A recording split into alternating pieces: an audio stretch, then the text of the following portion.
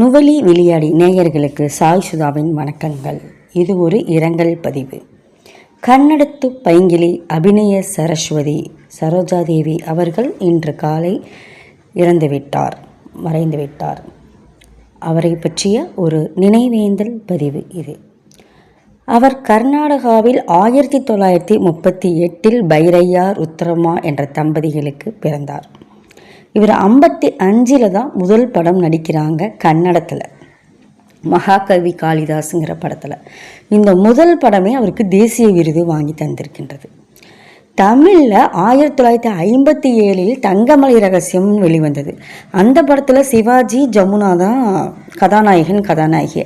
அதில் ஒரு சின்ன நடனம் ஆடுவாங்க, எவ்வனமே எவ்வனமேன்னு ஒரு பாடல், ஒரு சின்ன பாடலுக்கு தான் வருவாங்க கெஸ்ட் பர்ஃபார்மன்ஸாக.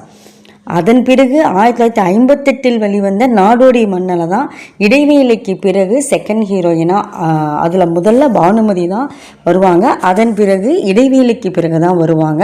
சிறப்பு என்னன்னா, அந்த இடைவேளைக்கு பிறகு சரோஜாதேவி அவர்கள் நடித்த சீன் பூரா உங்களுக்கு வண்ண திரைப்படமாக கலரில் வரும்.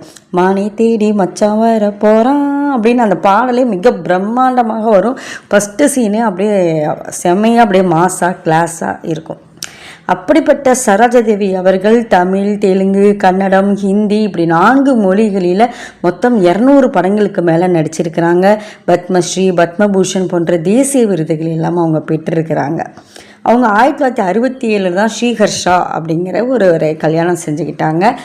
அவர் 88 தான் இறந்துடுறாரு. மிக குறைந்த திருமண வாழ்க்கைன்னு சொல்லலாம், மிக குறைந்த கால திருமண வாழ்க்கை. இப்படிப்பட்ட வாழ்க்கைக்கு பிறகு கொஞ்ச நாள் கழித்து அவர் மீண்டும் 97 ஒன்ஸ் மோர் திரைப்படத்தில் ஒரு வேடத்தில் நடித்தாங்க. சிவாஜியும் அவங்களும் ஜோடியாகவே நடித்தாங்க. அதன் பிறகு ஆதவன் 2009 ஒரு கெஸ்ட் பெர்ஃபார்மன்ஸ் நடித்தாங்க. எத்தனை திரைப்படங்கள்! எம்ஜிஆரும் இவங்களை மட்டும் ஜோடியாக 26 படங்கள் நடிச்சிருக்காங்க. சிவாஜி கூட ஜோடியாக 22 படங்கள் நடிச்சிருக்காங்க.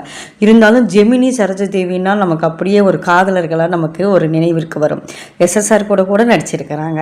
ஆனால் எத்தனை திரைப்படங்கள் நடித்திருந்தாலும் கோபால் அப்படின்னு அவங்க சொல்கிற அந்த வசனத்தை தான் அவங்களுக்கு ஒரு அடையாளமாக மாறிடுச்சின்னு சொல்லலாம்.